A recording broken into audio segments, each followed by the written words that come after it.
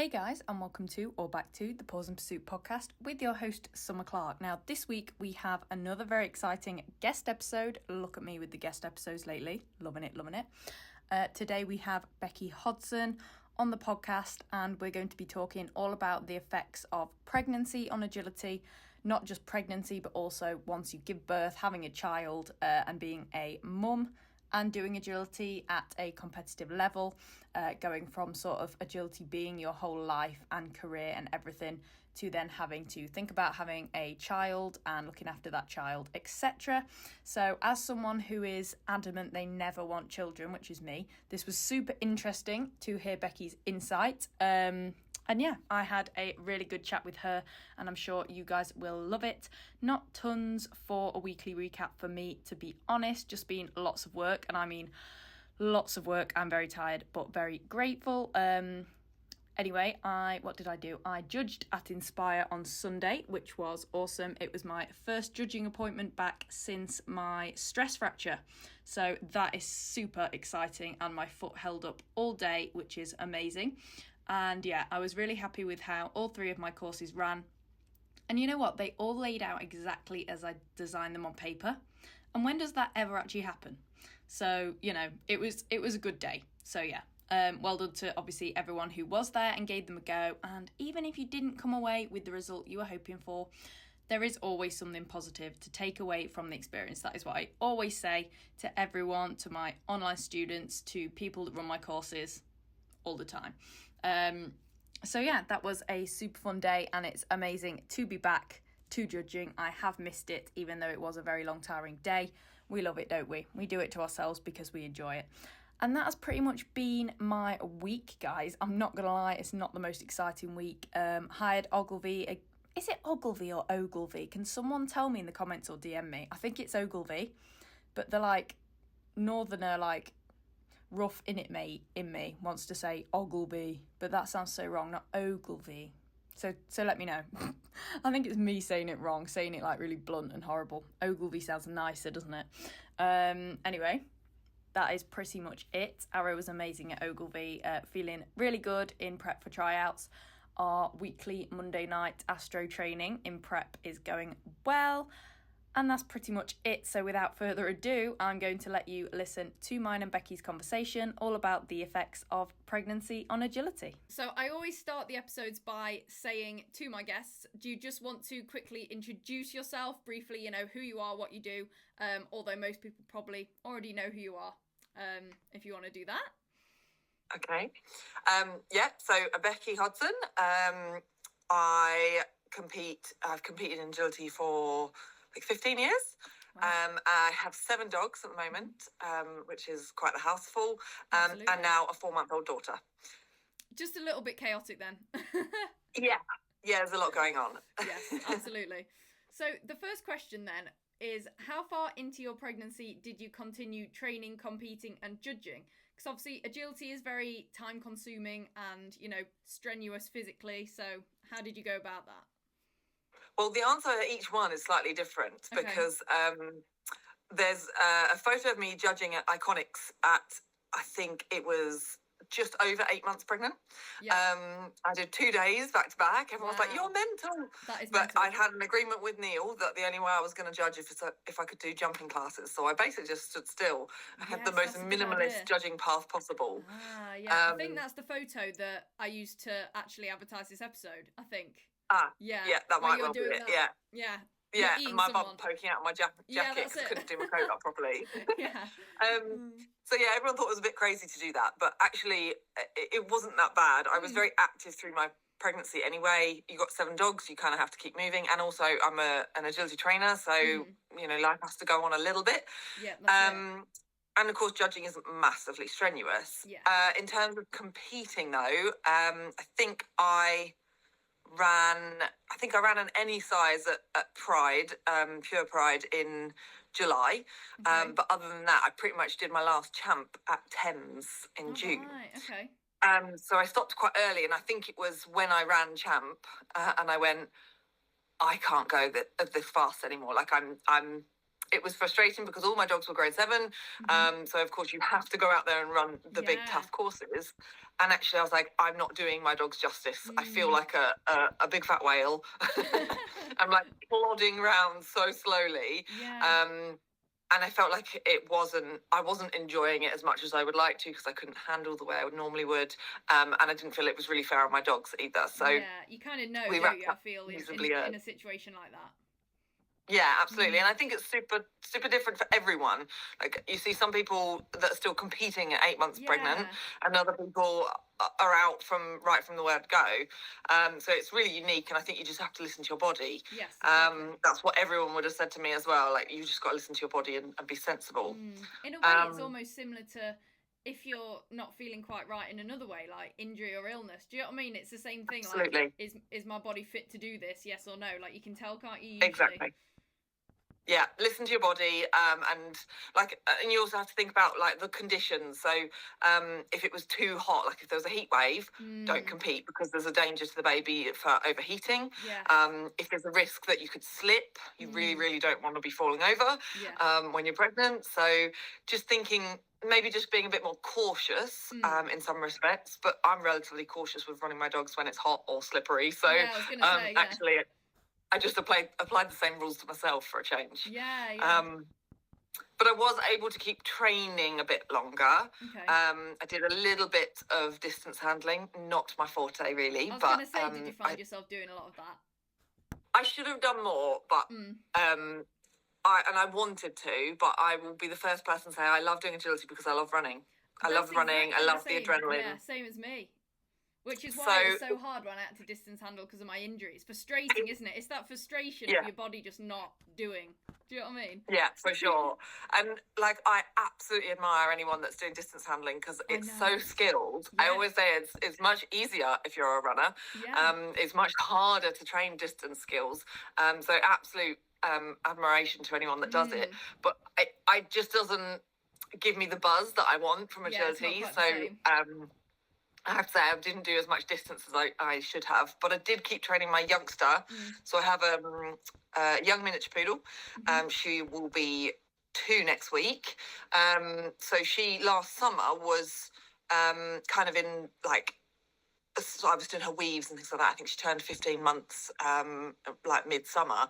And I was like, right, well, I can train weaves. So by like 8 months pregnant, where I couldn't really do much more than waddle up and down the garden, I could still practice like sending her to weave entries and doing some independent skills. So there was still some stuff I was able to do, like solo jump skills.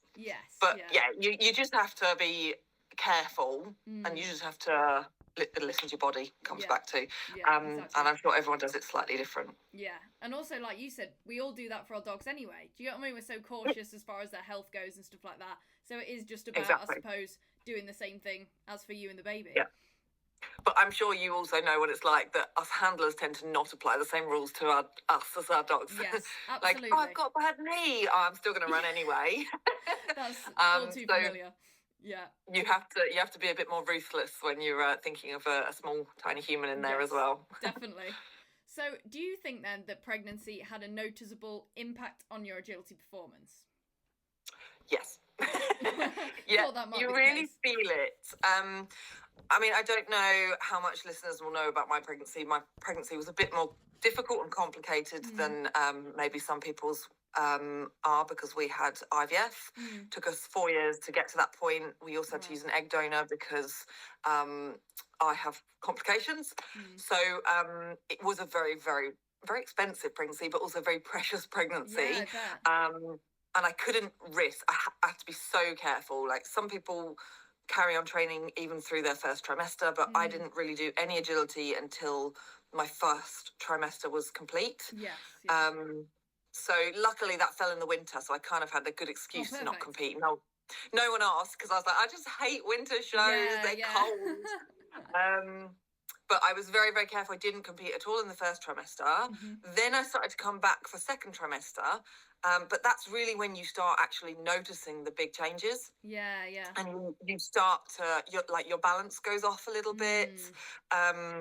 I've got a video of me running champ at Nottingham, and there's a long home straight to the finish, and I made a blind, and I just tripped. and you see my body start to tip forwards, and everyone alongside the ring goes, but you saved it. Once my momentum started going forwards, I was like fighting to stay on my feet. But I didn't fall over. I was okay. Just your centre of gravity is starting to go, even though you don't have a huge bump at that point. You still feel it. And my stamina. Oh my God, my stamina went so quick. Yes, it's hard enough getting around a 30-second sprint, isn't it? But yeah, definitely. So I definitely didn't notice it. And like there was definitely times, like sometimes I'm on the champ start line going, I feel dreadful. I feel a bit nauseous. Like really not I feel like headed. Your body is working so hard, and sometimes you just have to respect that. Okay, you really need to, again, listen to your body, take it easy. But easier said than done, as always. Yeah, and I suppose even when you just sat there doing nothing, your body's still working because it's got the baby. Do you know what I mean? So absolutely, yeah, I'm literally growing a human being. Yeah. It's the hardest thing in the world. Yeah. But your brain wants to do everything that you used to do, and your body's saying, hey, would you chill out for a sec? Yeah, it's like a slow down and chill out. Yeah, exactly. So, it's tough. It's very tough when you're conditioned to want to do it in the normal way. Yeah, it's almost relearning, isn't it? Yeah, you're retraining your brain to handle differently, and like making different course walking choices as well. Yes, yeah. Normally I'd be like, get there for the blind, and now I'm like, oh, I'll work a rear-cross there or a thread up there. Yeah, now it's not as much anymore what the dog is best at, it's what you can do. Yeah, exactly. And last summer I was only running my 2 Cromfelanders, and they much prefer to chase. Yes. They like me to be running hard. Whereas actually my Border Collie retired last year, and actually he would have been a lot more forgiving. He loves the rear cross and the threadle wrap, but my Crommies like the chase. Yeah, they slow down, don't they, some dogs? It was hard for them to have me sort of like wobbling around behind them. I bet and they're like, what are you doing? This is different. Yeah. Yeah, really confusing for them, bless them. Yeah. At least you're still doing it with them, though, I suppose. You know, I feel like they'd have been more upset if you hadn't have been doing it at all, so... Yeah. I mean, Jaffy is just happy to walk in the ring with me, exactly. So she doesn't really care. Yeah. She did take the mick quite a lot. There was some times where I'm like, hang on, you could have done that backside at a bit of a distance. She's like, I could have, but you weren't fast enough, so... exactly. She's thinking, I'm going to teach you a lesson, speed up. Yeah, exactly. Why are you so slow? Yeah. I'm like, hello. If only we could tell them. Yeah, exactly. So what changed most about your agility routine while you were pregnant, and how did this feel? Now, I don't really know what this person means by agility routine, but it's quite a broad question, isn't it?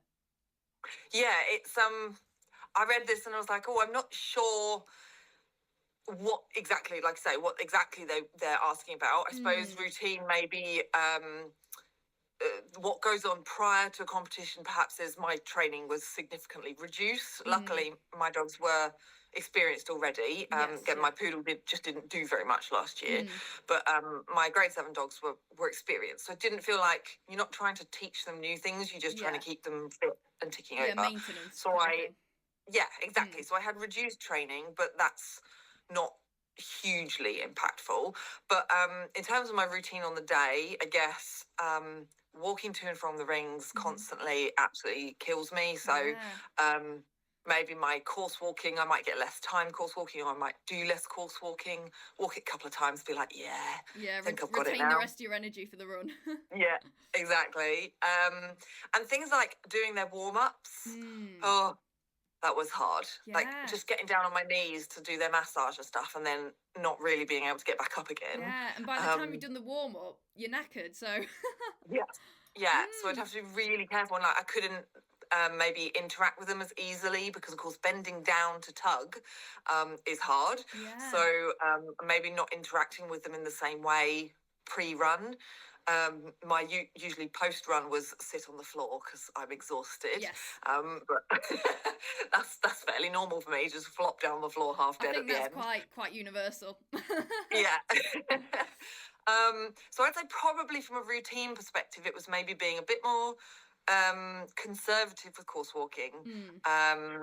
and definitely my warm-up routines had to change and adapt. Or I'm lucky that my husband's in agility as well, so he would often do massage and warm-up for me. Yes, sometimes I'd be like, bring me the dog. And he'd go and get them from the van and do all their warm-up and just deliver them to me at the start line, which is great. Yeah, that's perfect. Did your kind of warming up yourself change a lot?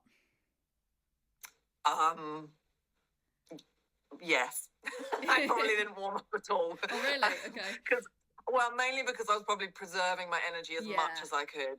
So I would be the first person to say that my warm-up routine is not as thorough, shall we say. Yeah.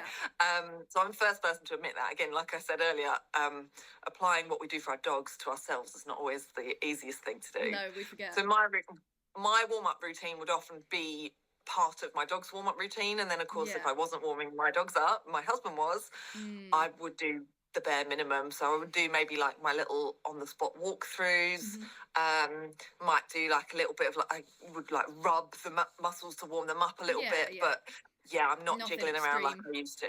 No. Okay. Not doing my sprints and stuff. So. No, I think that might finish you off at that point. Yeah, exactly. I'm like, I'm going to use my limited energy as carefully as I can. Yeah, don't blame you. So I guess as well, it's kind of, after a while, did you find it kind of became the new normal anyway, if that makes sense? Like it didn't feel that bizarre and that different, if that makes sense? Yes. Yes and no. I think the difficulty with pregnancy is, of course, as it progresses, it's changing constantly. That's a good point. So there never really is a static new normal, because each day or each new weekend, each new show, you feel a little bit worse. Yeah, that's a good point. And not necessarily worse in terms of like sickness. I was lucky that my first trimester I was quite sicky. Well, not sicky, but I was very, very uncomfortable. Yeah. But I didn't compete in my first trimester, so that was okay. Second trimester was quite gentle on me, and third trimester is more just about your body hurts, you ache. Yeah. But I was basically done competing by the third. So, but yeah, it's changing all the time, so you can't ever really get used to it, because it then gets a little bit harder. Yeah, and you have to adapt it again a little bit. Exactly. And like literally day by day, like some days you do just feel worse. Like I think I ran at Nottingham and I went, that's it, I'm done. Yeah. Like, I can't do that again. I felt so ill. And then a couple of weeks later I ran at Thames and was like, oh, I really enjoyed that. Oh, right, okay. I didn't feel too bad. Oh, interesting. So I think sometimes you'd think it'd get worse, like you said, wouldn't you? But I was expecting it to, and I did call it a day after Thames. Yeah. I was like, that's me done. Yeah, I suppose it's nice to finish on one where you felt good still. Yeah, exactly. Yeah. And they were really tough courses. We had Martin Reed judging at Thames, and they were tough, but they really suited me. And I went, my dogs can do these skills, I'm fine. And so I actually really enjoyed running Jaffe there. Yeah, I guess it's course dependent as well, isn't it? 100%. Yeah, you have to walk the course and think, even with my limited mobility or my lack of speed, can I get round? Yeah. And actually, when you walk it and think, well, I've got the skill set for this, I've got like half a chance, and then it does change things a little bit. So, yes, that's very true. It's just taking everything, I suppose, literally like that 1 minute at a time and seeing what happens. Exactly. Yeah. And the thing is, you don't even have to be pregnant to know that if you're standing on the start line feeling a bit ill, you're probably not going to do your best run. No. So there were times where I just didn't feel great, and that's not necessarily something that's unique to pregnancy. It's, you know, we all have days like that, and when we don't feel good, we don't perform so well. So and then it's being like almost compassionate with yourself in those situations, isn't it? And thinking, you know, not being hard on yourself if you don't do a good run, because thinking, well, no wonder I felt crap, basically. Exactly. And I'm not very good at that at the best of the time. No. So my husband was quite good at reminding me, like, come on, you're pregnant, you're allowed to be less than perfect. So just reminding yourself you're growing a human, it's quite hard work. Exactly. So did you have someone run your dog when you had to stop, and was this helpful? So when you after Thames, did your dogs carry on doing agility? Well, my husband does agility. Yes. Dan has quite a different running style to me. He's very, very fast, but maybe not quite so skilled, I think I'm allowed to say. So it was really difficult because obviously all my dogs will run for him. They all run slightly differently for him. Vibe I chose to retire last year, so he's my border collie in grade 7. I chose to retire him. His wrists were starting to, he's got hyperflexion in his wrists, and they were starting to just collapse a little bit. So I chose to retire him rather than let someone else run him, because actually I said, I don't want his last runs in agility to be with someone else. Yeah, no, that's because true. I knew I would retire him that year. Yeah. So I was like, I could let someone else have him for a few more months and then I'll retire him. Or actually, I just retire him after Olympia. Yeah, that makes more sense. 2023, I did. Yeah. So actually, our last runs together were 2023 Olympia, and that was pretty special. I was going to say, that's a nice one to retire on anyway, isn't it? Yeah, and I had talked to someone else. I wasn't going to let Dan run him because he goes wild with Dan. But I was going to let someone else run him, and then I actually decided I'd rather it was our moment. Yeah, even though it was like early retirement than I planned. It was our moment. Yeah, 100%. So for him, I chose not to have anyone run him. For my younger Kronfalander Eccles, she loves Dan. She's like, she's daddy's girl, for sure. She runs much, much faster for Dan. But unfortunately, she has approximately 0 skills when she runs for Dan. Okay. So she loses her mind. Yeah. So I had done all the competing up to grade 7 with her. I dragged her up through the grades, and she wasn't the fastest dog, but she was quite skilled. Yeah. And then Dan ran her for a season, and it was horrendous because she went really fast, but just screamed at him and like just ran around like a maniac. And I was like, she looks like she's a grade 1 dog now. Yeah. So just all running, no thinking. Oh my God, so much. And it's quite hard to watch when I'm on the sidelines, especially because I've got my trainer brain in as well. Yeah, and you just want to jump in and save it. What are you doing? I think the commentary on my videos was probably quite savage most of the time, because I was like, what are you doing? Valid though. Why are you doing this? And it's hard because it feels like your dog's being ruined a little bit. Sorry, Dan. I bet, yeah. But it's really, really difficult to watch because I could almost see my hard work being undone in front of my eyes. Yeah. But the good news is she had a wonderful time. Yeah. I think they only managed about 1 clear round all year, but she had a wonderful time, and she's a lot faster now, but I have had to remind her of all of her skills. Yes. Because she couldn't do anything when I got her back, except run and scream. At least it's keeping her fit as well, because if they do no agility, then they lose that certain level of fitness that they need for agility, so... Yeah. For sure. And also she's only 4, so you know, I didn't want her to have a whole year off. Like, she's fit, she's young, she's healthy, like she might as well. You know, I'm fairly realistic about her, that I don't feel like she's a ticket winner or anything like that. So I was like, do you know what, she can just go out and have some fun. She loves running with Dan. She's happy, he's happy, everyone's happy, except maybe me. But but it was fine because I was willing to sacrifice. Yeah. And then unfortunately Jaffa, I ran her for as long as possible because she does not really like to run with Dan. She is 100% my girl. So when she runs with Dan, she usually runs like a snail. Or she just completely takes the mick and is like, ugh, you amateur. Doesn't quite enjoy it as much as Eccles. No. So he did run 1 champ with her after Thames. It was Agility Club, I think. Yeah. It was her last champ that was entered. And it was awful. Oh, no. Like, I've never seen her get so many faults in one run. Oh, no. I think she had 3 poles. She never touches poles. She had 3 poles. She flicked the wrong way on a jump because he handled something differently to how I would have handled it. And she just didn't understand. She was like, why are you doing that? Yeah. Because I think it was, I would have catch-good something and he tried to pivot it and she read his pivot as a rear cross and flicked away from him. Okay. It's actually crazy how much they get used to, like, certain ways of handling, isn't it, over the years? Yeah.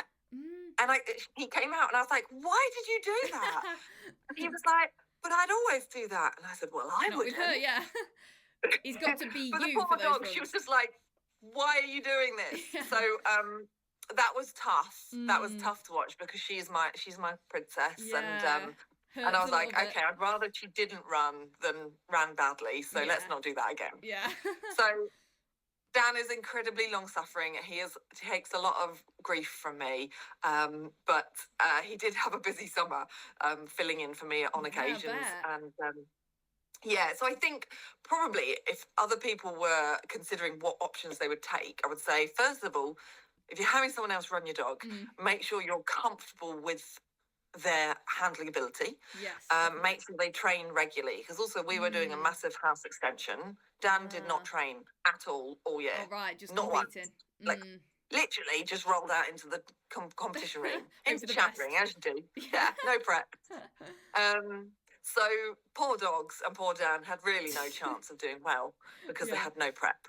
So I think the moral of the story is make sure they at least get the chance to train together regularly. Yes, definitely. And not just the agility skills, but building that relationship on the agility course as well. Yeah, especially if it's a handler that doesn't live with the dog, for sure. Yeah. They really do need to build that rapport. Yeah. You need to have a good rapport with that person as well, so that you can coach them through like what handling options are best for them. And they've got to, to learn verbal cues. Like, luckily Dan uses the same verbals as me, so that wasn't hard. But little details like that are really important. And I don't always think it's the right choice to just sling your dog off to someone else for like willy-nilly, like for any old run. But I think if they've got a good chunk of time to train together, then it can be really fun to watch your dog run with someone else. Yeah, true. It depends. Again, it depends. I don't think people should feel obliged to. The dogs don't care. Dogs don't care if you have a season off because you're pregnant. They don't mind. Yeah, it's not like they're sat at home thinking, oh, Thames is on right now. I really wish I was there. Yeah. Damn it, that Thames party, I'm missing out. So I don't think people should feel obliged to pass their dogs on, because it actually can be quite hard to watch. And it can be a bit frustrating for the dogs or confusing for the dogs. Like sometimes, especially when Jaffe ran with Dan, I felt like when I watched her, I thought, she's not actually confident because she doesn't know what the heck you're doing. Yeah. Because you're different. She'd actually prefer not bothering. You're different to her norm. Yeah, exactly. She would have been quite happy to stay in the caravan or just go for a walk with me. Yeah, she didn't care that I wasn't running her. So, I think you have to make the right choice for your dog there as well as you. Yeah, so literally every dog is so different, like even when they're normal handlers running them, aren't they? So yeah, absolutely. So it's definitely not a given that your dog needs to continue with agility whilst you're pregnant. So how long postpartum are you planning on returning to agility then? Because I know you haven't yet, but is there what are your thoughts around that, or are you just taking it one day at a time? Your sources are wrong, Summer. I was back competing after 6 weeks. Oh, really? Oh, I didn't think you were. Oh, okay. Yeah. Oh, wow.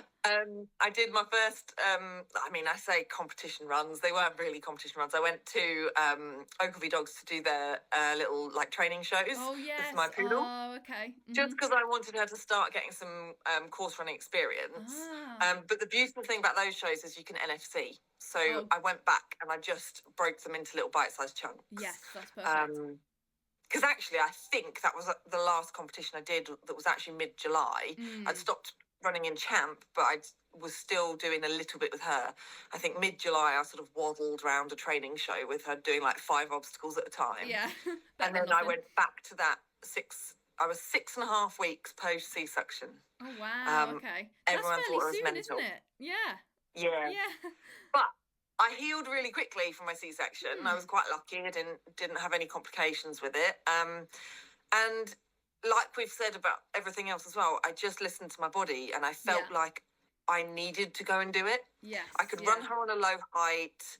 I could break the courses down if I wanted to. They were super simple, so it's not like going and running a Champ course where you really have to be pushing around the course.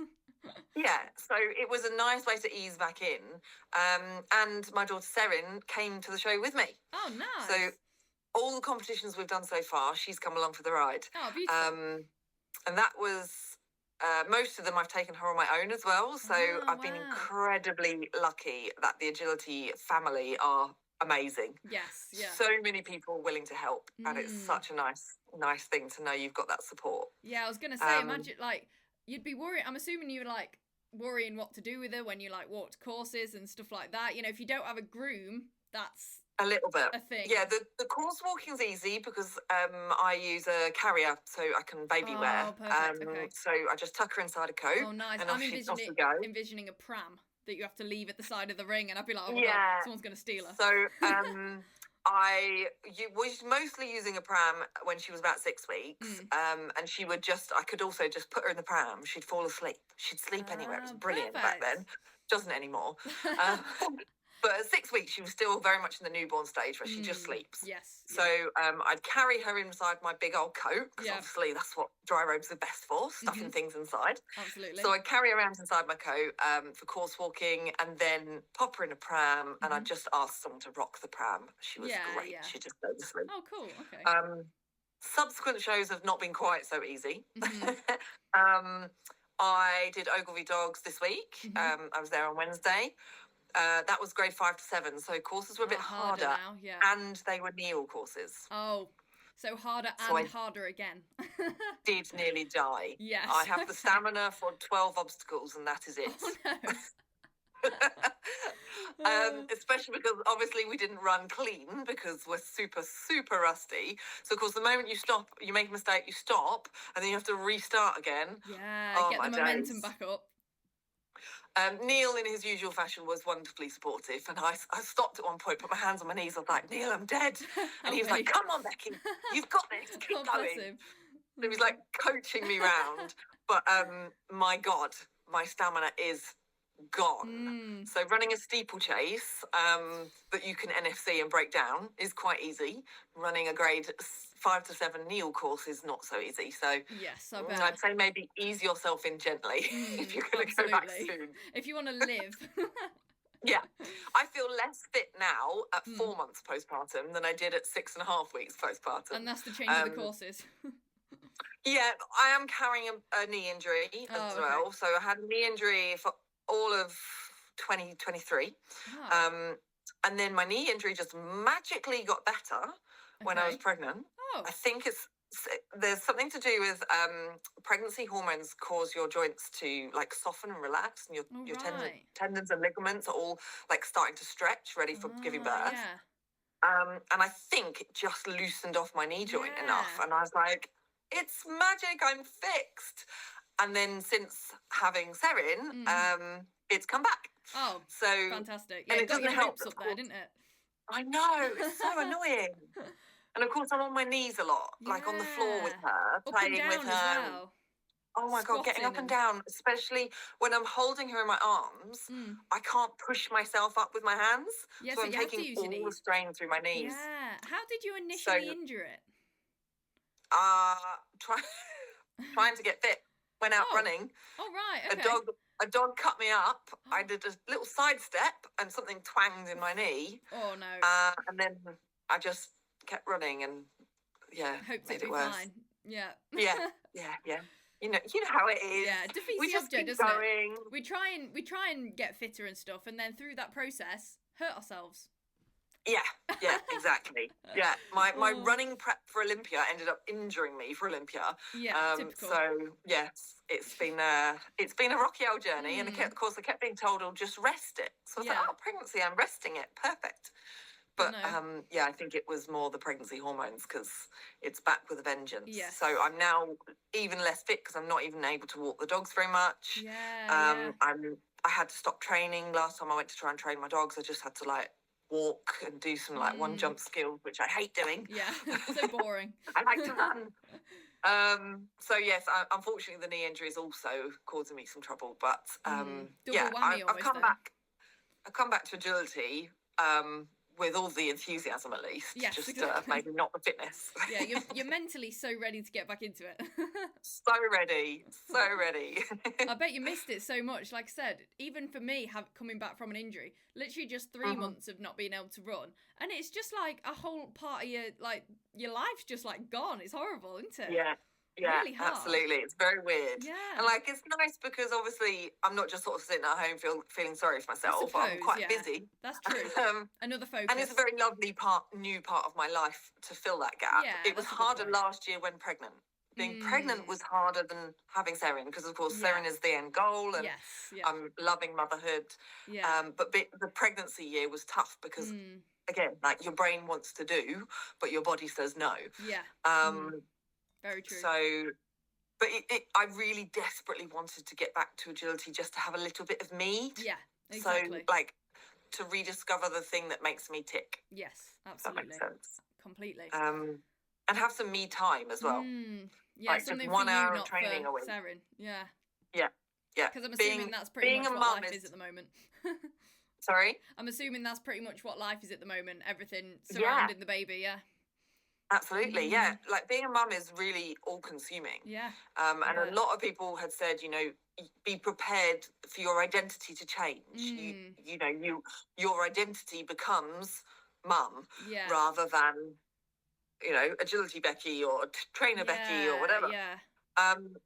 But it's really important for me that I keep that little bit of my identity. Definitely. It's important. It's a part of me, and it's my business, so I kind of can't lose it. But you can't get rid of it even if you wanted to. No, it's just really important though that you allow yourself some time to be yourself. So definitely. So yeah, we might be rusty as heck, but we're still trying to have some fun. At least you're out there doing it. You're giving it a good go. Exactly. Yeah. For sure. So, are you worried that you won't be able to perform as well as you used to postpartum? So, is there any part of you that worries, you know, will that original level of fitness come back or anything like that? Yeah. I mean, I think I am a competitive person. I know I am. Like, you know, some people can say, no, I don't care about results. I absolutely do. It's why I love doing it. The competition side's important. I don't like being bad at stuff. So I think that's why I couldn't get into distance handling. Because I was like, I can't cope with being rubbish. So it's very hard because I'm a perfectionist. I want to do it well. And I want to be competitive. And of course, I'm coming straight back into grade 7. So that's really hard. So yes, there is a big element that worries that, am I going to enjoy it if I'm not at the same level skill-wise or fitness-wise? But then also there's almost a sense of gratitude of being back. Yes, like it feels really nice to be back. Yeah, just like, almost a relief just to be doing it. Yeah, and I'm like, oh well, I'm rubbish, but hey, I'm having fun. But I'm here. So yeah, on Wednesday running Neil's courses, obviously I only entered because it was Neil, and I knew I would love his courses. Like, she's grade 7, she didn't need to run for wins or anything, but I was like, I'm gonna have fun. It's fun, And even though I was dead and I literally hurt all over, you know when you just get that buzz from running something that was fun? Like doing some fun skills and blasting around. And it was just a buzz. And that's what you miss when you can't do it, is that for you? Yeah. And so even though we were useless and we got eliminated and, you know, half of the course was me just like padding around behind her going, I'm so sorry, just do some stuff on your own. But actually we still had fun. So still came out smiling. Yes, there's definitely worry that in time, am I going to be satisfied with just being average but having fun? Or is the lack of competitiveness going to bother me? And will I get that back? Because I might be able to get it back, but I might not. And it's an unknown. So it's definitely a little bit of a concern when you just don't quite know how life is going to look now. Yes, exactly. It's that uncertainty, isn't it? And that, you know, I had that before I was even pregnant, that despite the fact we were trying for the pregnancy, you still go, well, like, how is life going to work? How's my business going to run? What are we going to do with the dogs? You know, all of those things. Even during my IVF journey, my IVF had to be planned around, I don't know, like Olympia and Crufts. So one year I qualified for Olympia and Crufts, and I was like, damn it, now I've got to wait till end of March to do IVF. So I was like, I'm not pulling out of those events. No, of course not. So there's been a huge juggle between, well, we want a family and we want a baby, but I also want to do this sport. Yeah, and it's it matters important. to me. Yeah. but it has been incredibly hard to get the balance right, because there's a big, it's a tough mental journey to go through IVF as well. Like it's brutal. It's not a nice process. It's pretty miserable. You know, in the early stages of IVF, you know, I'm like a human pincushion. I'm being injected 3-4 times a day and on medication. You feel bloated, you're uncomfortable. I couldn't even run when I was having all the injections. So for years, I have been trying to do my agility around IVF. And that's absolutely impacted my ability. So again, I've had to kind of process the whole, it's really hard. I want to be competitive, but before you were even pregnant. Yeah. I've been doing all of these battles for 4 years. So the pregnancy almost just feels like, it's just an extension of what I've been doing for the last few years. Do you think that's made my best easier in a sense? Do you think that's made it easier in a sense when you actually get to the pregnancy postpartum kind of section? Or you do think that's made it easier? Yeah, definitely. Okay. Because actually, I don't mind missing agility if I'm pregnant. I think that I've been working hard towards that. I minded missing agility because I was doing IVF and then the IVF didn't work. You don't know if it's going to be worth it. I would say I've had a very big chip on my shoulder. I've struggled a lot with my mental health. And I've talked quite openly about the impact it's had on me. But it's been a real battle. When you're sacrificing things that are important to you and then not getting the outcome that you wanted. So when I go, it's okay, I'll miss GB tryouts because I'm going to get pregnant, and then it doesn't work. You think, and you're like, could have done it. I wish I'd gone now. I wish I'd gone. And why did I bother? And all the competitions that I've not been able to do, and all the training days. Oh my God, so many training days that I've had to cancel. Because I couldn't run. I physically couldn't run. It was too uncomfortable, or I wasn't allowed to. So if I'm in treatment, I'm not meant to run. So it's just the frustration, isn't it, of, again, that it's unknown been really hard, really, really hard. And I think this is where I said to you when you first asked me to do the podcast, I was like, you do know that my pregnancy was quite different to most normal people's pregnancy. I've had it tough. I think a lot of people perhaps that have more straightforward pregnancies perhaps don't have the same battles or decisions to be made that I've had to make. So hopefully, I hope that this doesn't put the fear of God into your listeners that are thinking, oh my God, I'm only going to have 1 month of agility out of the whole year or something. None of my listeners are going to have a baby now. I'm sorry if I put you off. Oh, no. But hey, you can get back to it 6 weeks after. Yeah, well, that's it. If you can do it after all the battles that you've been through, then anyone can.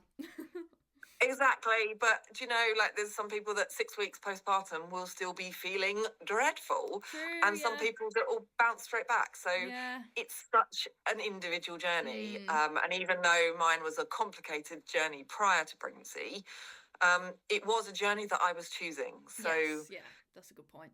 As bitter as you can be about it sometimes when it's not working, it was always that weighing up of, is it worth it?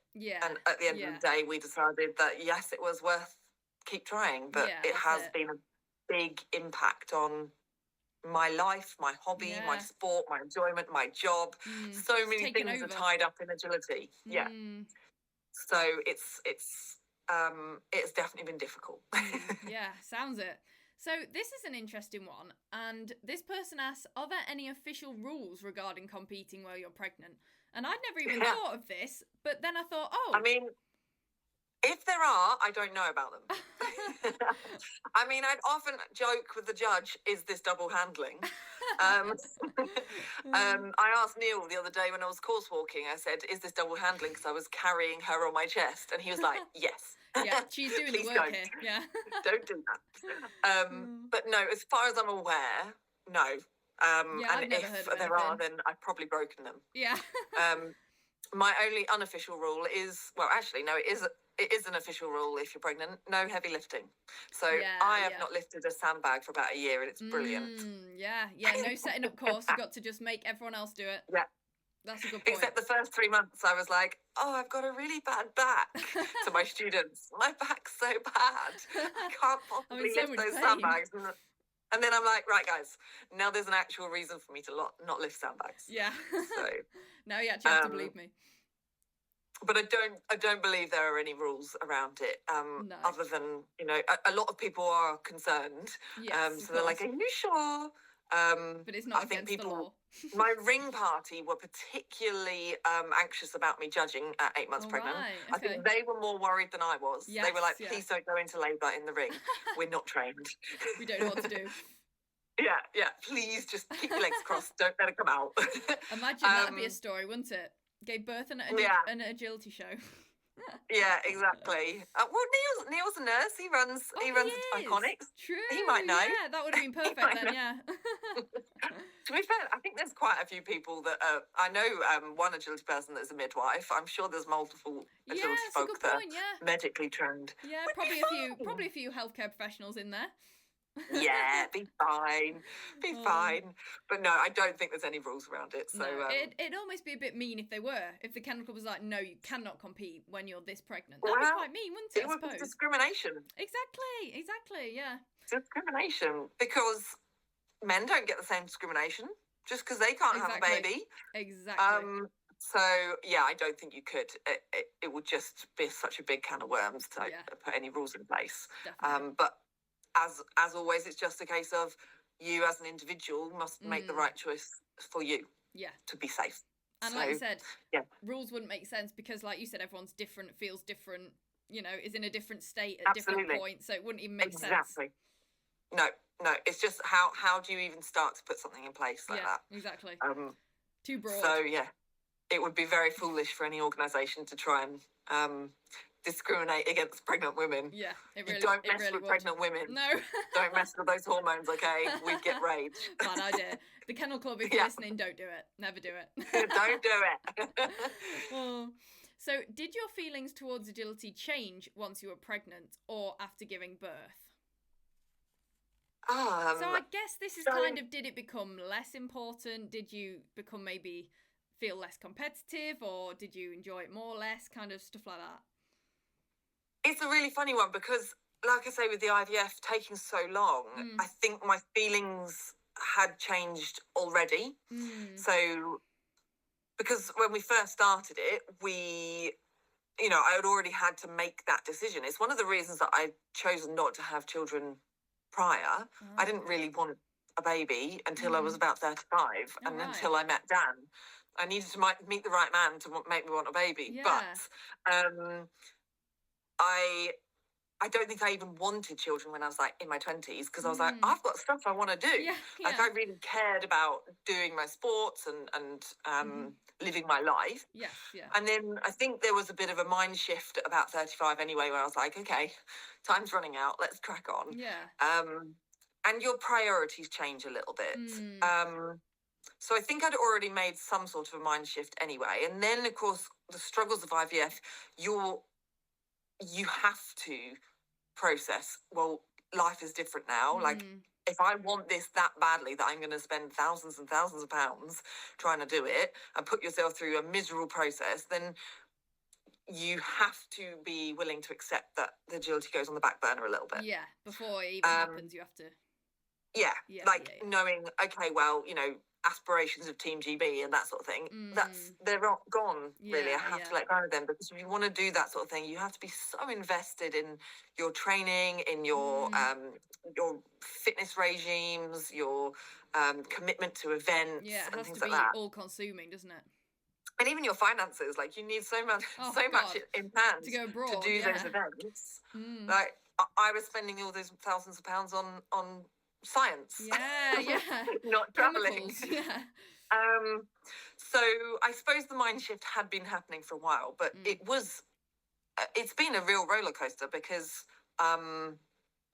sometimes there was a resentment, a frustration, like definitely frustration when I'm like, oh, I just want to do my agility, and like the frustration that the pregnancy is holding me back, or the process prior to pregnancy is holding me back.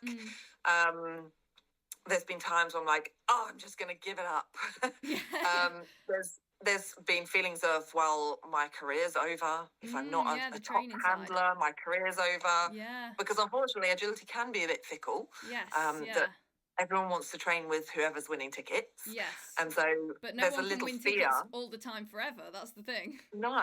And there's quite a big fear for me is that if I'm not competing actively, will I just disappear off the radar as a trainer? And I hope not, because I've got quite an established client base. Yeah.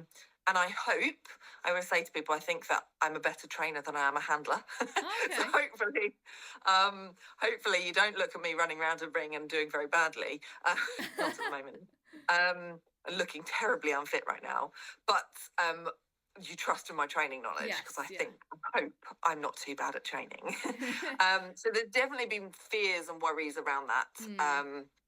And I think you do just have some sort of a mind shift of, I'm just doing it for fun now. Yeah, my priorities have gone elsewhere.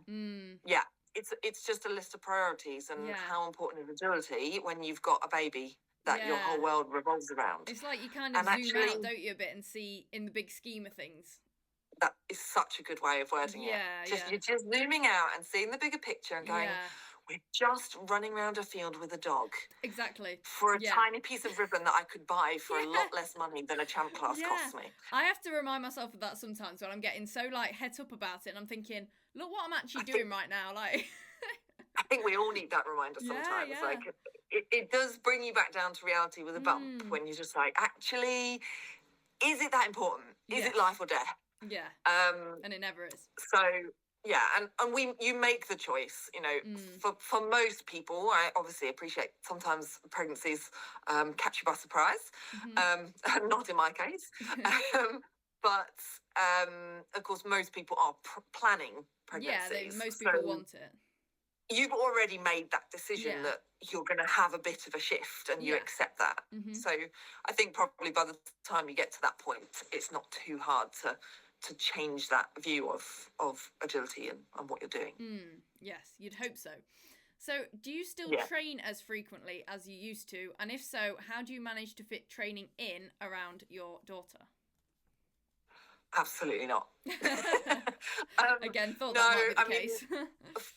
For the last year, training was sort of knocked on the head quite a lot, because being pregnant, I just did. You don't have much energy. You don't feel particularly great. Last thing on your mind. So, I haven't come back to training hard. Partly because of my knee injury. Yes.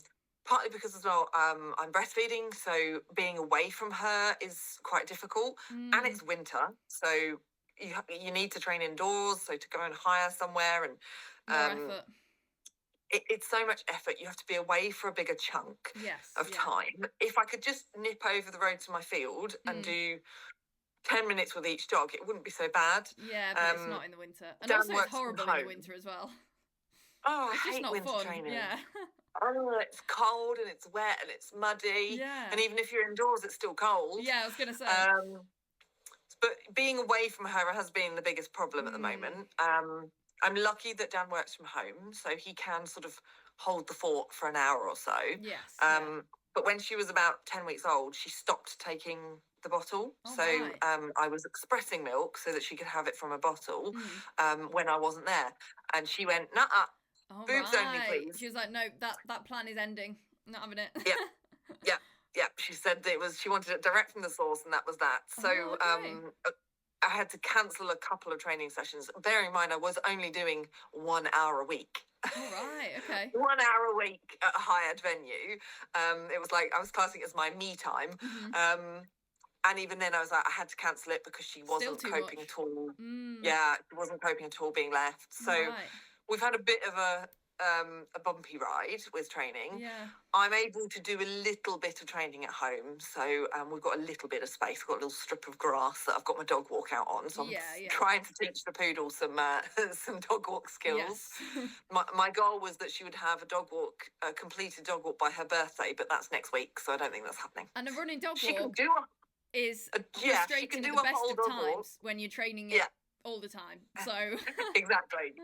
But I can get outside for like 5-10 minutes here and there. So I'm like, right, hold the baby. I'm going to do my dog walk. It's happening. And I've done I can do weaves and a few little jump bits and that sort of thing. But that's why I'm not course running fit, because I just don't have the chance to course run. Yeah. So that has been very tough. I've done a few workshops. I did a joint training day with James and Shannon, and I took her with me on my own. Brave. But she was a bit older by that point. Okay. And that did not go so well, because really? she was very screamy. Yes. Oh, okay. She was not very settled. You know, I'm sitting there like on the floor on the Astro trying to feed her. James was like, "It's your turn." I was like, "I'll miss this go. I'm a bit busy." And so that was really tough, trying to fit that in. Again, agility people are amazing. Yes, I am eternally grateful. If anyone here is listening that has been on a training day with me or a show with me that has helped, thank you from the bottom of my heart, because being able to do that, have that little bit of time for myself is so important. And I'm so grateful when people have just like scooped her up out of the pram because she's screaming, and they just cuddled her while I train my dog. Yeah. Thank you. That is invaluable. Because without that, I think I might have gone slightly crazy. Yes. Just slightly. But yeah, some of the workshops I've done that have been on a weekend, I've dragged Dan along with me, so he just has to sit there for 2 hours and hold her while I train. I train and then feed on when someone else is training. But we're getting there. Yeah, I would just say it's definitely, it'll get easier in the spring when I've got my field back in use. Hugely, and I can train close to home. Yes, that's it. So she's starting to go for longer gaps between feeds. So now she's about 3 hours between feeds, so I can kind of that's good. Get away a little bit longer. That's plenty of time to get a bit of training in. Yeah, we're learning on the fly. Yes. We're trying to figure it out. Like it's such it's totally new life. You're adapting to things that you don't know what's coming. Yeah. You don't know what challenges they're going to throw at you. Like, I didn't know she was just going to stop taking a bottle. Yeah. And then I went, what do I do now? Yeah, you can only plan and prepare so much for something like that, can't you? Yeah. So we're lucky that she's generally a very good sleeper. But if I was completely sleep deprived, there's no way I'd have been out competing at 6 weeks postpartum. There's no way I would be worrying about training my running dog walk. I'd just be like, if I've got half an hour, I'm going to sleep. Yeah. Nap time. So she's been very lucky, and we've been very lucky because she's, I think, quite an easy baby. But we're still just learning on the job. Yeah. It's a complete unknown. Yeah. And we're just figuring it out as we go along. Yeah. But that's all you can do. We're quite chilled parents, so I think hopefully that's making life a little bit easier as well, because we're just like, we'll just see how it works out. Take it as it comes. Go with the flow. Yes. Will you still compete as frequently as you used to postpartum? So thinking about the future of competing, do you reckon you'll still do as many shows as you used to now you've got a child? No. It's a really easy question to answer, I think, because I want to have, I think to put in context, my life revolved around agility before Serin. I literally would be blocked out for every weekend from like April till beginning of October, pretty much. Yeah, that's it. And I have to accept that I now have a different life that I want to enjoy, because I want to be able to like take her on little adventures at the weekend. I want to go on a holiday with her. I want to meet up with friends, family. I want to do stuff with her that I will never get the chance to do again. Like, she's only this age once. Yeah. So I want to try and make sure we have weekends where we can just do family stuff. Yes, yeah. Because agility can consume your life. And I'm okay with that, but I'm trying to keep some weekends free. I'm not doing very well this year, but trying. I'm trying. And like I said, I was only going to judge once a month, and now I'm maybe judging a bit more than that. But it's hard. I've only got the shows that I'm judging at, and Iconics and Nexus in my diary. They're basically the only ones that I've got put in, and then 1 or 2 champs. Like I've got large champ at Agility Club that I'm judging, so I'll be at Agility Club. And a couple of the ones that I really love to do. Again, is your like me Vine's time. always brilliant. Yeah, exactly.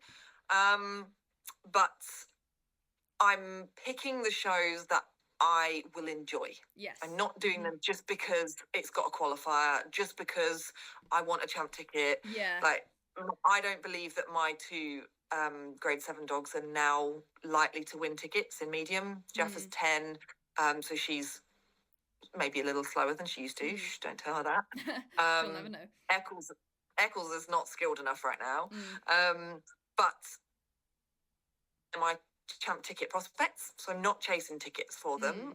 I'll run champs if I'm there, but I'm not going to chase tickets for them. I don't have the energy to chase ABC qualifiers and things like that. So it's because it's come with that mind shift of what do I want for them, what are my agility goals. It also has allowed me to go, well, do you know what? I'll just do the shows that I enjoy, and then I won't bother with the shows that I don't need to do, and then I'll have some time for doing family stuff too. Yeah. Do you think that'll take almost the pressure of competing off a little bit? You know, not chasing things, not doing it all the time. Yeah. I hope so. Yeah. I hope so, because I put a lot of pressure on myself. Yes. You know, I'm probably my own worst enemy in that respect, and I'm sure a lot of handlers are. Yeah. But I hope that just walking in the ring being like, we're just doing it for fun. Yes. Just going to have a bit of a laugh, see what happens. And that's why I like knowing the goal of being there is to just enjoy it. Do you get what I mean? Exactly. It's a more achievable goal. You're not going to walk away thinking, oh, didn't do what I came here to do, because you did. Yeah, exactly. I think most people turn up to Iconics knowing full well they're going to get a full house of ease, but they're still going to have a great time anyway. So I'm totally cool with that now. I'm like, if I just get ease at Iconics, fine. At least I'll have had fun. Exactly. So I want to pick the things that are important to me and try and prioritise those. And then anything that's not an essential or that's a very, like, shows that are a long distance away, I'm just saying, nah, it's not for me. Yeah. Like caravanning with a baby, I have no idea how that's going to look. True. 7 dogs, 2 adults and a baby. I'm not sure we're going to fit in a tiny little caravan. Not unless you're on top of each other. Yeah, I mean, we co-sleep with her anyway, but still, it's a lot to fit in. Yes, definitely. So yeah, and fitting your normal routines around a camping setting. Do you know what I mean? It's all different, isn't it? Yeah, like you know, her sleep might be too disrupted, and then if we have a horrible night's sleep, I don't normally sleep well in the caravan anyway. So if I have a horrible night's sleep because she's aggy, then I'm not going to enjoy the show anyway. Yeah, exactly. So I might try competing, do a month of it, and then go, nah, sack it off. Yes, true. I suppose again, it's see how it goes. Let her grow up a little bit first. Yeah. So very true. See how it goes. See how it goes. For sure. It's an open-ended question. Yes, definitely. So I think we've already kind of covered a bit of this, but has shifting your priorities from agility to your daughter helped take the pressure off competing, and have your goals within the sport changed? Yeah. So I think we have covered it in that last question, actually. The pressure's definitely off because I'm very accepting of the fact that I'm not as fit. I'm probably not going to get as fit as I was for a while. I might try and get a bit fitter because I'm carrying more weight than I've ever carried before in my life. So that's quite a hard adjustment to make. I'm like, oh, this feels different. Accepting that my fitness is not going to be what it was. I'm not getting as much training time as I used to. I'm not going to attend the shows that I used to. So you kind of, with all those things stacking up against you, like, I have no choice but to just chill out a little bit. Yeah, and it's taking the expectations off as well, and just lowering the expectation. I think that's half of it. When you set your expectations too high, it's easy to be disappointed or hard on yourself. Yeah, exactly. And my goals are usually dog specific anyway. I would say my top dog was my Border Collie Vibe, and he's retired. My Cromfelanders, they are wonderful in their own way, but they're maybe not, as I said, I personally don't feel like they are in the top, like, 10% of mediums now. Because medium is incredibly competitive. It is, yeah. You're one of the top level of mediums now.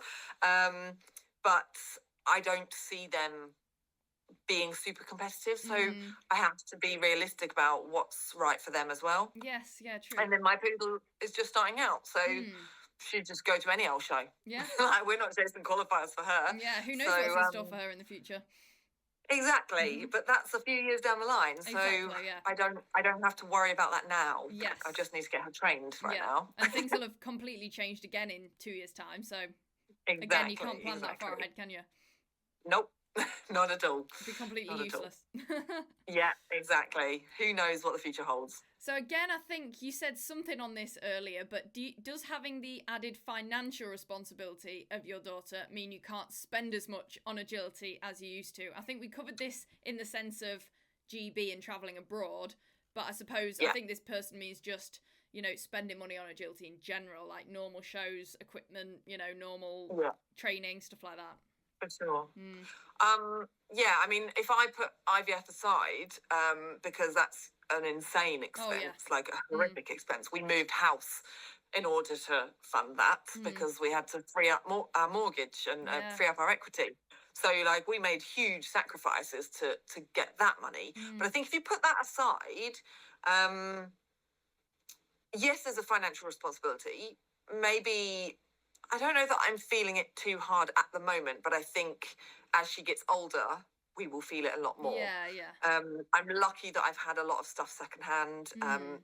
My sister has a daughter as well, who's a few years older. So I've had a lot of hand-me-downs, loads of secondhand clothes. Like, she's just given me everything, everything I could possibly need.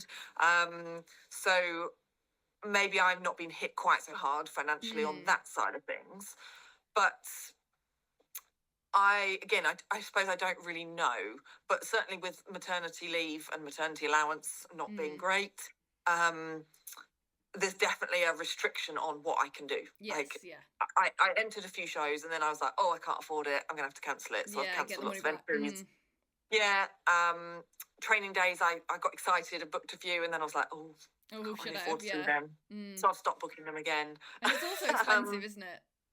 It is. And the thing is, like, training days, I don't need to do them because I do actually know how to train myself.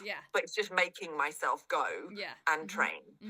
And also, a lot of the time when you go to a training day, part of it is being pushed to do things that you might not do otherwise. Like, running someone else's course. When I design my own course, I either design things I know I can do and I'm good at and I feel like I'm amazing, or I put all of my hated things in one sequence and then I want to die at the end of the session because it's a horrible time. So it's sort of that guidance and sort of not having to choose what you have to do yourself. It takes that away from you, doesn't it? I suppose that's the thing. For sure. And also, training on your own, sometimes you need that extra pair of hands, like to do rewarding away from you, like, especially if I want to work on distance, I want to reward away from me more, or if I want more independence. My poodle doesn't take food. She absolutely no thank you. Does not do a manners minder. Doesn't really like dead toy that much. She has to be thrown or dangled and moving. With the reward, oh my days, she's hard work. She's a diva. She's a poodle. But so she benefits for sure from having someone else doing some rewarding for me and things like that. Definitely. And just pushing me to do stuff that I wouldn't normally do. But they're not cheap. I like the training days, but they hurt my bank balance a lot. Absolutely. And it's usually it is a full day, isn't it? Like a full day out your schedule. Because also it's travelling. Like, just putting fuel in the car to travel somewhere to go to train as well. Fuel costs these days. So I'm like only picking training days that are really close by. Like, if they're within a 20-minute radius, then fine. But anything more than that, I'm like, ooh.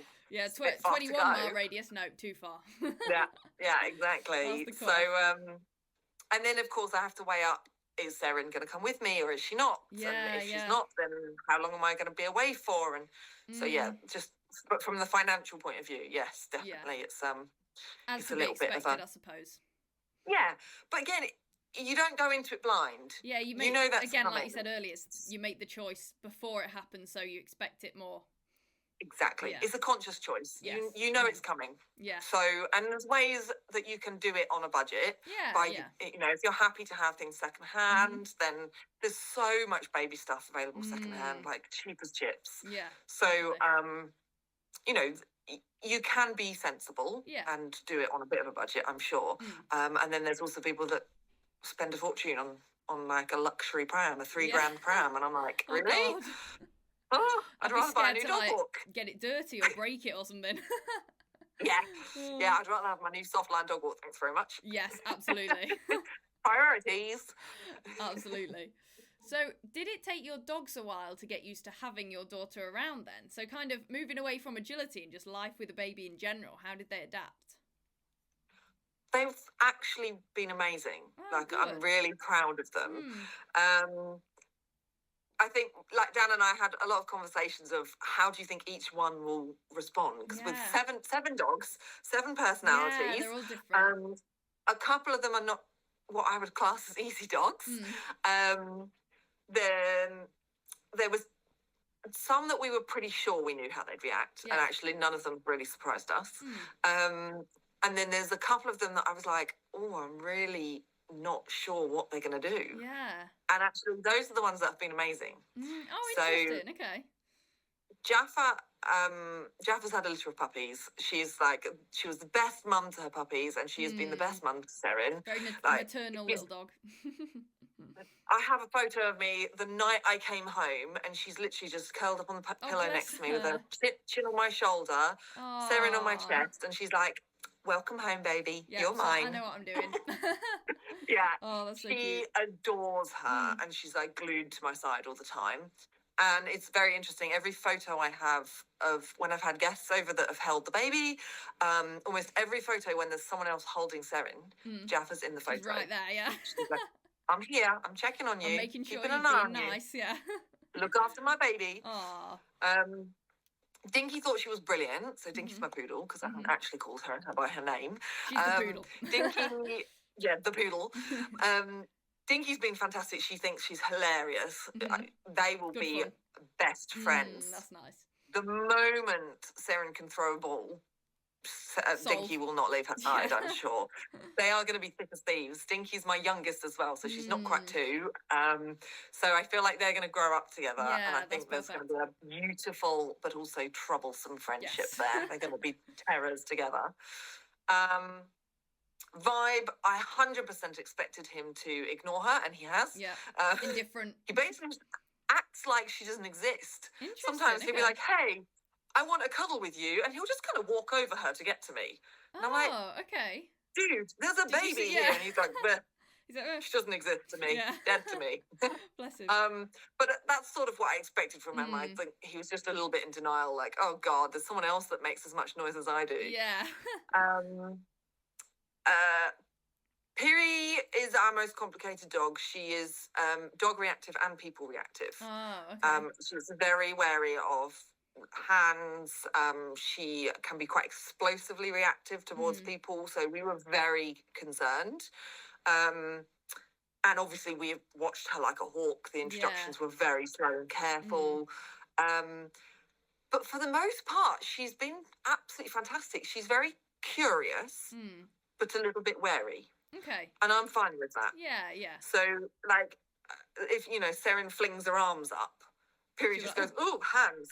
And she just backs away. She's like, oh, I'm leaving now. That's fine. Okay. So, but she kind of wants to sniff her and investigate her. Yeah, she still wants to know what's going on.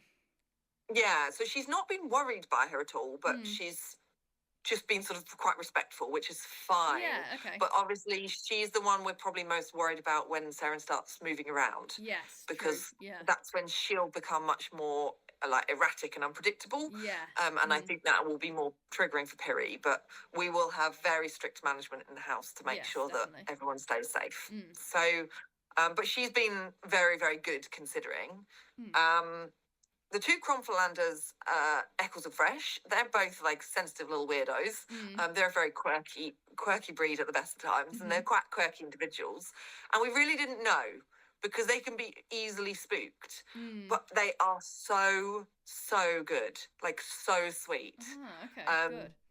Fresh is a massive mummy's boy, and he runs at me like, oh my God. I love you so much. belting at me, ready to jump at me, and then he just stops dead and he's like, oh my God, you're holding a baby. Okay. Oh no. And he's so gentle. Oh, bless like him. He's just like, oh, I can't jump on you because I might hurt he knows. her. And he'll come in real gently and carefully for a little smooch. But if you didn't have the baby in your arms, he would have just been like, oh, he would have flattened me. Okay. Like, boom, hi. It's clever. Okay.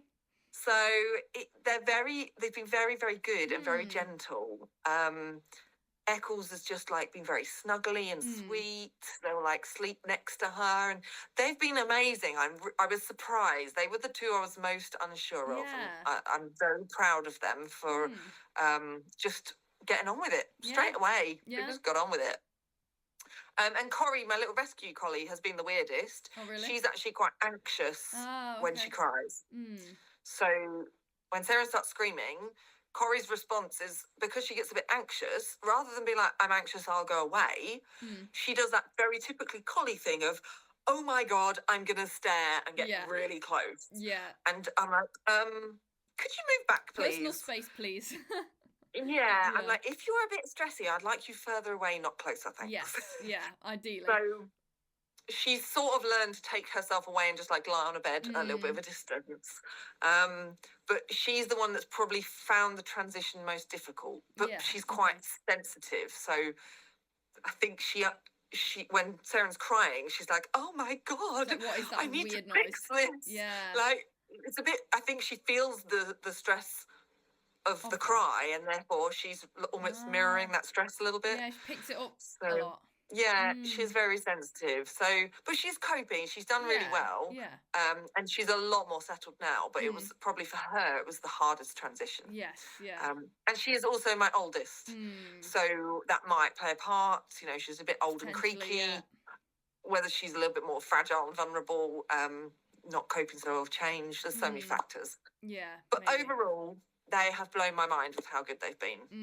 That's good. So and I suppose very, as very well, proud. It should only get better with experience, as in the more they're around her, the better they should get. Like by the time she's moving around, they'll be even more used to having her around. So I hope so. Although I know that when she starts moving, that can be when most accidents with babies and dogs will happen, because she's grabby. She's starting to grab now. She's suddenly realised she's got hands. Okay. And so she'll just reach out and grab. Yeah, taken by surprise I tell you what, as well. when she grabs and holds on, it hurts like hell. She grabs the hair like low on my neck. Oh, the sensitive area. And I'm like, oh my God, someone pries her fingers off me. Oh God. And she did it to Dinky the other day. She gripped her ear, her ear fur, and just pulled. And I saw Dinky just be like, what do I do? Yeah. I was like, hang on. I sort of picked her fingers out of the fur. Yeah. She had some Cromfalander hair in her hand the other day, and I was like, oh God, you've been plucking the Cromfalander. Yeah. So, and I think when she's like trying to pull herself up on staff, or she's starting to wobble around on her feet, that's probably going to be the hardest time, because she's going to like bump into them or move suddenly and startle them. So I think we've still got the hard time to come, actually, but I hope that because they're growing up with her, it will be easier to transition through that. Again, but we will see. Yeah, a bit like everything else. You'll see when you get there, I guess. We'll see. Yeah. It's a learning curve. Who knows? Exactly. So, do you think or hope that your daughter will compete in agility herself one day?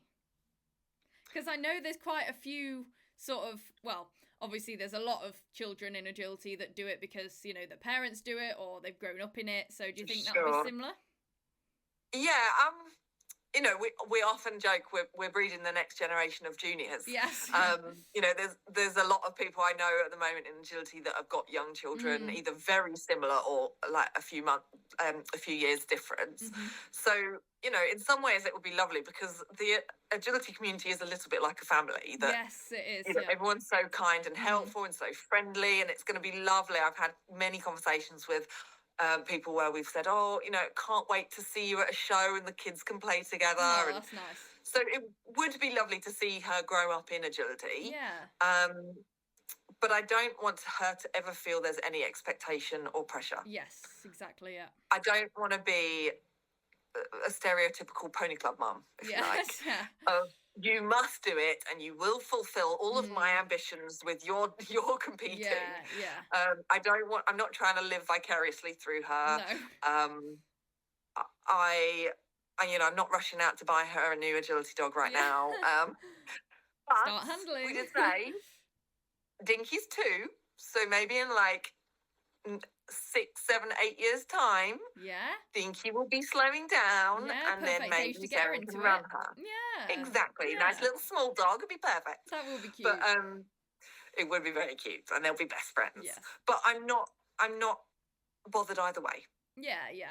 Like, obviously, it might be a little bit hard if she gets into something completely different. Yeah. Another all-consuming sport. Yeah, exactly. Like, as much as I joke about her having a pony, I've been teasing Dan for ages. I'm like, we have to buy her a pony. He's like, nope. But if she got into horses, and I had to give up agility because we had to go to endless horse shows, and that's even more expensive. Yeah, well, yeah. But it might be quite tough because it might come to a point where I have to choose her hobby or my hobby. Yeah, so it would be more convenient if she was into my hobby. Yes, yeah. 2 birds kind of thing. Yeah, there's no pressure. Yeah. There's no pressure and there's no expectation. So I really don't mind either way. I'm not trying to create a new junior world champ. No. But if it happened, it'd be quite cool. Yeah, I wouldn't complain. I'd be very proud. Yes. I suppose as well with her growing up in it, because you do it, it's more of a natural thing anyway, that she's probably going to see it when she's older and be curious and, find it fun and stuff anyway. So it'll be an organic thing. But then I'm sure there's quite a lot of kids out there that give it a go for a little bit of fun, but it's just not their thing. Yeah, and that's fine too. Yeah. Like, she can bobble around the odd any size with Jaffa or something like that. Yeah. So as long as she's enjoying it. Very much retired. Yes. Yeah, exactly. So I want her to not feel like she's dragged along to shows and she doesn't want to be there. Yeah. So I would love her to enjoy it enough that she likes coming to shows. Yeah, and she chooses to anyway. Yeah, but if in 5 years' time she has an amazing hobby that she's loving and is really getting into, that takes me away from agility, then we cross that bridge when we come to it. Yeah, exactly. So, wait and see. Yeah, again. I'm afraid a lot of my answers are wait and see. Yeah, I mean, that's just life, I guess. Yeah. I think you just have to be a little bit open to change. Yeah, definitely. I think that's a good way to be anyway, to be honest, like even without the pregnancy aspect. Yeah, for sure. So last question then, and that is, what is your best piece of advice for agility handlers wanting to get pregnant or those who already have young children and are in the sport? So from your experience so far, what would you say to those people? Okay. So for those with young children, I'll do that one first because I think that's slightly easier. Yes. I think the best piece of advice I have is make sure you make time for yourself. Like, you don't need to be completely selfish about it, of course, but actually allow yourself to have a little bit of identity outside of being a mum. Yes. And if that's agility, then allow yourself that privilege. And it could be a treat. Like, you might not now be all consuming, like you can do it day in, day out. Yeah. If it becomes a bit of a treat, that's still okay. But make sure you make time to have to keep hold of your identity, to do something that makes you happy. Yeah. Okay. Definitely. Whether that's agility or whether you do eventually change to something else, but keeping identity is super important, I think. Yeah. So that's for people that have already got children, and obviously that still applies if you're thinking of getting pregnant. It still applies. Yeah, of course. Yeah. For them too. But if you're thinking of getting pregnant, I mean, obviously. Don't do it the hard way like I did. But if you do, and I've said this on my social media posts, if anyone is going through IVF and they're doing agility, or even if they're not doing agility, I'm always happy to talk to people. IVF is a really isolating thing to go through, especially when you're trying to navigate a sport as well at the same time. Yeah, so I'm always happy to talk to people, even if I don't know them, if they want just someone to listen to them and talk things through. I feel like my years of IVF has made me a bit of an IVF expert. Yes. So I've got a little bit of an idea of what I'm talking about. And I hope that I can empathise on the difficulties that agility and IVF come with. But I think if you're trying to get pregnant, the most important thing is to be a little bit realistic about how life's going to look. Yes. Hopefully this podcast will have given them an idea of that. Absolutely. So be realistic about what life will look like, because it will change and you don't know how it's going to change until you get there. But also to listen to your body. Yeah, huge. So we said that early in the podcast, didn't we, that listen to your body, because no two bodies are the same. Yeah. So one person might compete right up to the day they're due to give birth, and another person might not compete at all. Yeah. And then other people will have somewhere in the middle. Yeah, you can't really give one set piece of advice or do this to everyone. It's impossible. No, exactly. So just listen to your body, and be kind to yourself. Yeah. Because you are doing an insanely hard task. Growing a human is hard work. I'm genuinely less tired now than I was when I was pregnant. Wow. Although I do have a baby that sleeps. So I'm maybe the exception to the rule. She does sleep very well. Still, I think that shows how tiring, growing a baby is. Like, so exhausted. God, yeah. So exhausted. Oh my God. I was just like, daytime nap. Oh. Yeah. So be kind to yourself. And just play it by ear. And listen to what your body is trying to tell you. Yes. Your body knows more than you realise. Exactly. And often, even in agility, when you're not pregnant, your brain's just going, and you can be so hard on yourself, and the brain takes over, and even injuries, you push through them because of the sport or whatever, but it's never a good idea, even in those situations. So it never works out very well. Yeah. Speaking from experience, that's never a good idea. No. But I think pushing through an injury, okay, it's a choice that we make, and it's just us that suffers the consequences. But obviously, when you're pregnant, you're making another little human being. You have to put them first as well. Yeah. So, it's a very big mind shift, I think. But it's the best experience. So, it was so difficult to get to this point, and yet I wouldn't change it for the world. Like, I'm loving parenthood. My daughter is the best thing that's ever happened to me. So it's worth it. And as much as I miss doing agility to the extent that I did it, it's worth it. So. And you've had so many years in agility. Do you know what I mean? You've kind of done that for so long anyway. It's, now you're in a new exciting phase. Do you know what I mean? You get to experience new and different things. So exactly, you're not losing out on the agility. You're just doing something new that you haven't done before. Yeah. And I made my choice that I didn't want to have children when I was young or younger, because I wanted to do agility. I wanted to do my sports. I was maybe unfortunate that I didn't come to agility until I was about 25. Unlike you whippersnappers that have grown up in agility. So I did not get as much time doing agility before I decided to try for family. But still, I got a chunk of years being a bit selfish, doing what I wanted to do, living my life, enjoying what I wanted. And then I made my choice that, okay, now I'm ready for a shift. Yes. So I think as long as people go into it realising there will be a shift, then it should be fine. But you just need to be eyes wide open.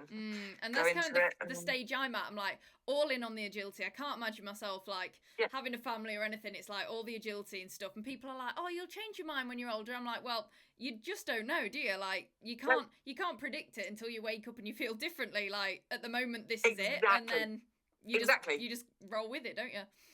Like, honestly, 10 years ago, no way. Definitely don't want kids. Absolutely not.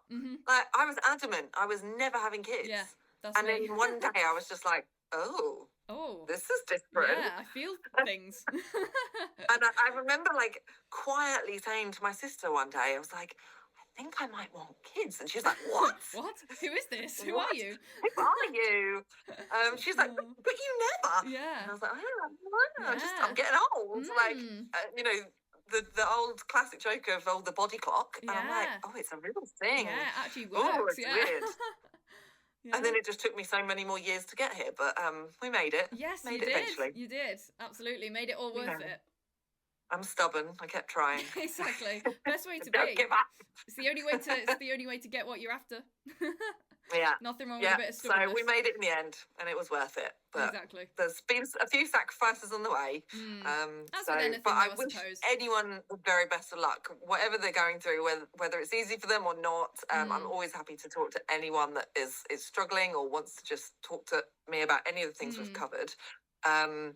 But yeah, I wish everyone the best of luck if they're going through any sort of pregnancy journey. And if they've got little kids, I look forward to seeing them on the agility circuit. Absolutely, yeah, we'll see them all. We'll share babysitting duties. Yeah, help each other out. Yeah, and the future generation of agility, our juniors, up and coming juniors. The young kennel club should prepare themselves. Yeah, YKs and watch out, they're coming. Exactly. Amazing. Well, that is all the questions. Thank you very much again for coming on. It's been a pleasure. Thank you for asking me. So interesting. Yeah, love that. I hope everyone's found it useful. Yes, I'm sure they have. Lots of interesting bits in there. Well, all of it. Cool. Amazing. Well, you're very welcome. It's been lots of fun. Thank you. No problem. So guys, wasn't that a great conversation? Thank you again to Becci for hopping on the podcast with me today and recording. It was so much fun and I learned a lot.